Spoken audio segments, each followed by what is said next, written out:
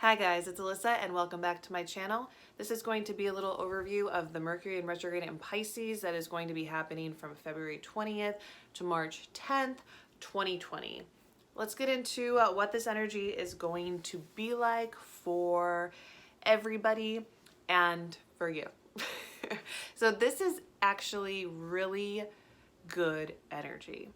And I know it's going to feel like really shitty energy, but that's only if you can't navigate it. And I'm all about helping you guys navigate recently because I think that everything can feel a little bit scary, put a little bit of doubt in your life unless you know what to do and what to look for. And that's the only reason astrology should be there. Astrology shouldn't be here to tell you what's happening and that it's gonna suck. Astrology should give you an out. And that's what I feel like I've really wanted to do the past month, is just give you outs and give you ways to make this work for you, because you can make everything work for you, I promise you.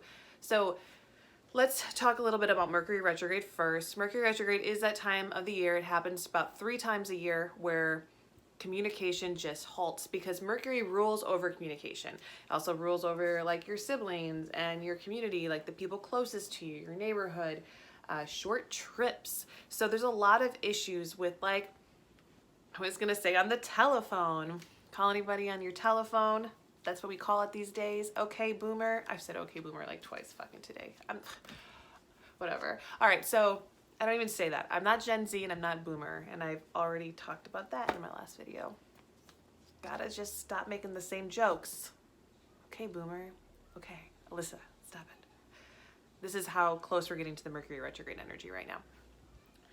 So there can be issues on the phone, issues communicating, issues in texting and emailing, which happen anyway, like all the time. You know, you try to talk to someone in text, it's not going to work no matter what, like even when there's no Mercury retrograde. There'll be issues with like shit happening. My computer always breaks during Mercury retrograde because it's got all of my information in it. All communication is inside this beautiful computer that just wants to break down during those times. So that's a lot of what happens, misunderstandings. Another thing that happens is that exes come back. Things that you want to be gone, sometimes things you don't want to be gone that are gone, come back into your life and gives us this chance. It feels like a second chance, but in reality, it's just more karmic issues coming back to make sure you've learned them. It's a lot about your brain and your mind and how you communicate that thought that just gets jumbled. So when it's in a sign, it shows you what part of you is going to be jumbled more than another part, yada, yada, yada. And this is what this is going to be for you during this time. So it's Pisces. Mercury retrograde in Pisces is going to be really chaotic. Now, if you are a Gemini or a Virgo, this is going to affect you more. But it will affect Geminis more than Virgos. Geminis always get hit the hardest with Mercury retrograde, or anyone with like a Gemini moon, Gemini rising, Gemini strong strong sign in their chart, or even a strong Mercury. And it's because they are being ruled by this. Now, Virgo gets affected too, but because it's Pisces, okay, and because Pisces is opposite Virgo, it has more of a connection. Virgo's kind of used to this Pisces energy. And in fact, Virgo's like favorite thing to say and do is, I'm the only one who does this. I do it right, okay? I'm very detail oriented, you know, all the Virgo stuff. And so what Virgos do through Virgo's own lens is that they view the entire world like it's one big giant Pisces. Because that's it. You're either a Virgo or you're a Pisces. I think that's like if I drew a map of like a Virgo's brain. Like, you're just too ridiculous and too Neptune-y for me to handle because I'm so detailed. And that means that the Virgo this time is going to kind of more understand the Pisces energy, is more going to be involved in it in a way that like isn't going to be so weird for them. But Gemini it is, and it's because there's this square here and it's also ruled by Mercury. The square of Pisces and Gemini is a tough one because Gemini is a very young sign and Pisces is a very old one.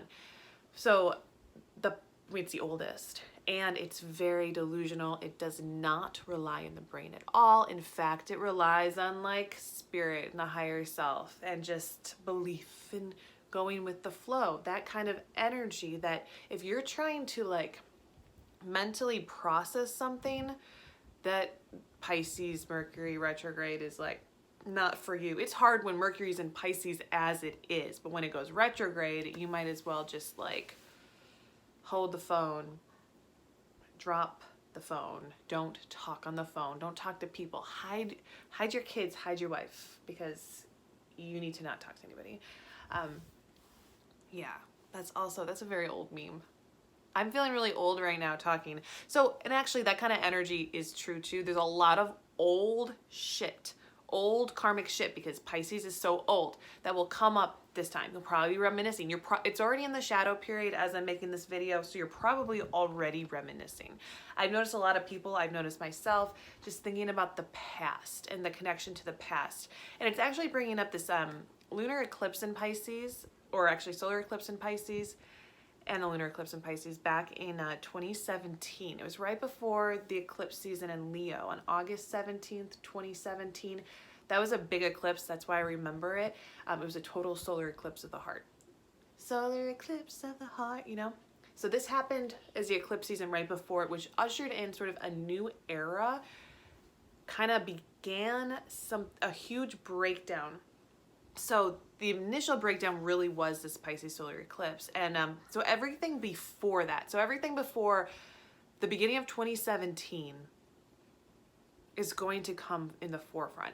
I'm getting less of like, oh, you're going to get, you know, if you broke up with a boyfriend like 6 months ago, he's going to come back. That might happen, but it's more likely that the shit that's going to come back into your life is from like 2016, 2015. Did you date anyone in 2012? Did something happen then? That might come back.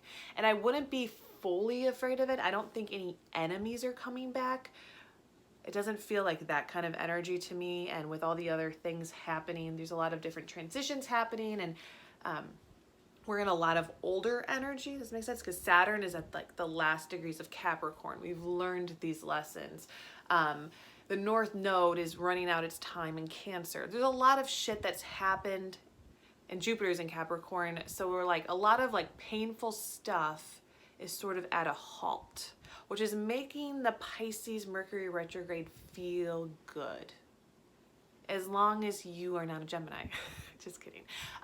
It just means that it's like, it will feel good, but you won't think it's good necessarily. The logic for it to be good won't be there, but no one's attacking you. And that's why I say no enemies, because we can logically filter out how we feel about energies. If you look at like anybody who tries to think higher and is like high vibrational and like wants to talk about all that stiff stuff and how everything is great all the time, they can logically explain to you why a murder is not bad.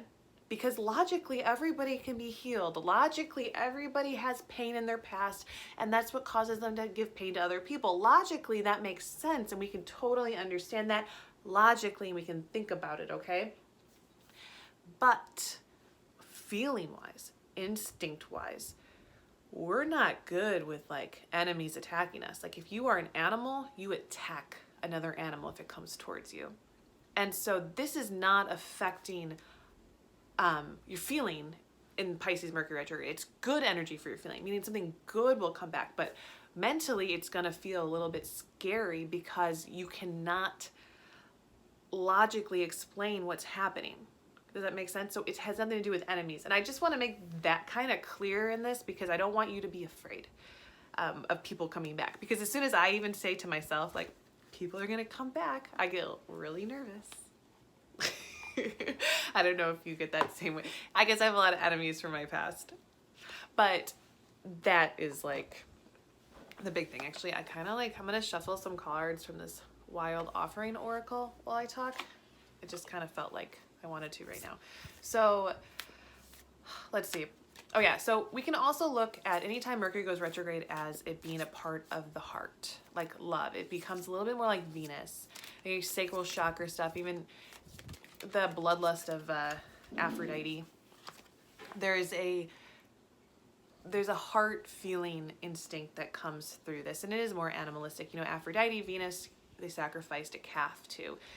She had a golden calf in her image. There's a lot of that kind of power to the Venus energy, and that can also be a little bit bloodlusty, which is also instinctual, if that makes sense too.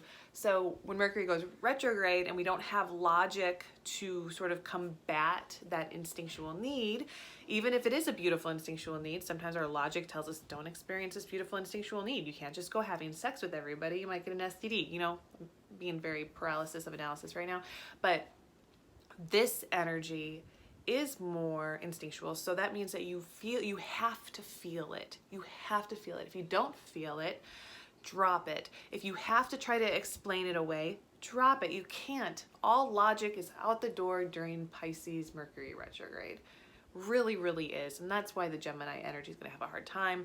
And if Virgo's capable of like seeing the big picture, Virgo relationship with Pisces, as I said, like if they can just drop a little bit of their need for detail, you're going to be fine. If you have a Virgo sun, moon, or rising, other energy people that will be hit with it more are going to be Libra. Libra won't be so good. Aquarius. Yeah, the air signs. The air signs are going to have a problem a little bit, even though they're not ruled by Mercury. I'm just trying to think. Okay, so I pulled this. Love. Look at my nails. Sorry, I keep having to show my nails. They're beautiful, right? Okay. It's not about finding love. You are love itself. Help me, Lord, to send so much compassion and caring to the inner child that I always remember I myself am love.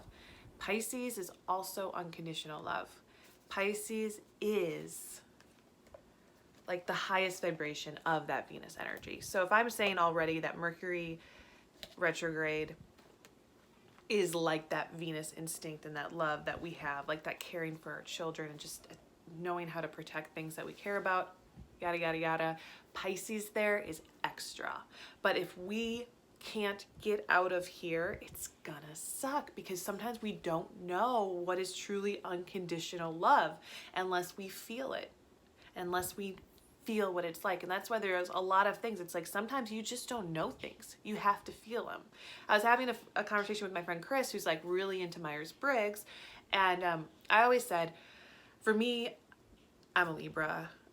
I have like a lot of Virgo and shit and Gemini, Nadir. Like I kind of really do like things to all make sense. And I want everything to, like, I feel like you can find everything out in astrology.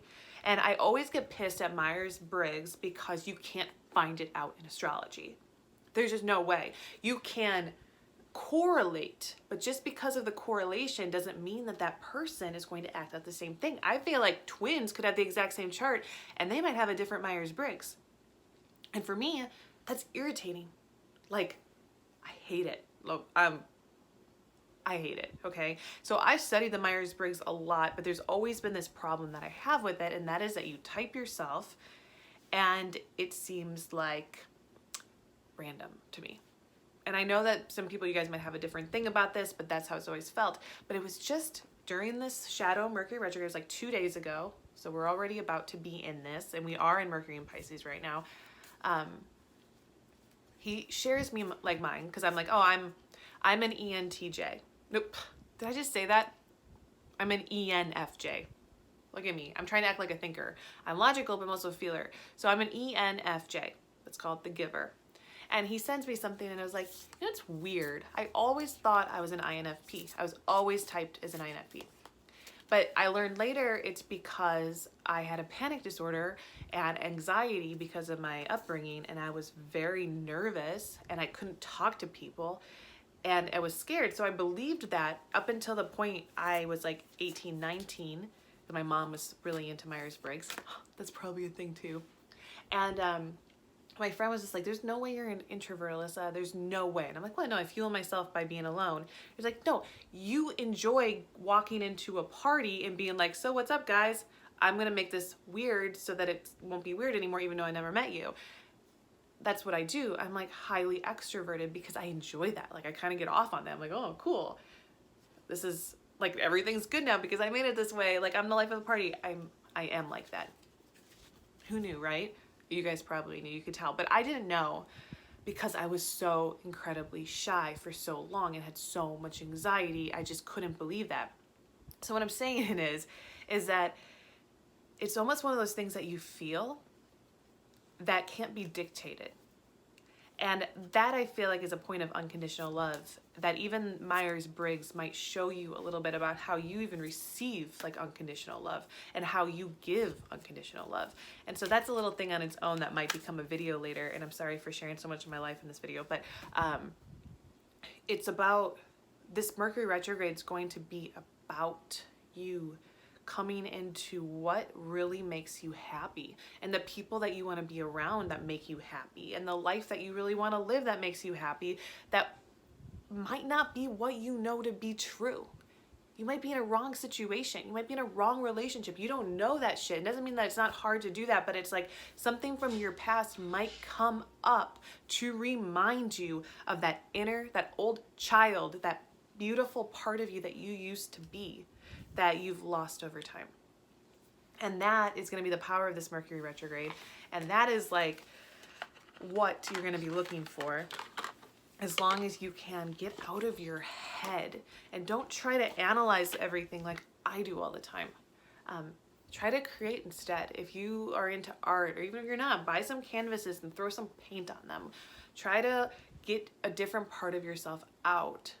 And yeah, and just like enjoy yourself. This is so funny because I'm recording this on my phone, and as I'm talking, I just got a message from, like, an email popped up and it said, "Hello stranger, you may not remember me." And I actually remember them, and I remember them from like 2014. So like I said, people coming up from like maybe this decade, but definitely your past, not recent past. Things are happening. And if you've lost something in the last few years, I think you're gonna get it back. I'm feeling that for you, and for me, and for everyone. Anyway, that is pretty much the overview, and I hope that it helped a little bit. Like, you've just to let love flow, and remember that not everything looks like love in your brain, because your brain isn't made of love, it's made of brain. Your heart's made of love, and your hearts feed your feelings to make them stable, and that's what gives you true power and what makes you human. Everything has a brain in some way, but you have this heart that flows into your feeling, into your body and your makeup, and that is what it's going to be about. Anyway, I'll talk to you guys later. Bye.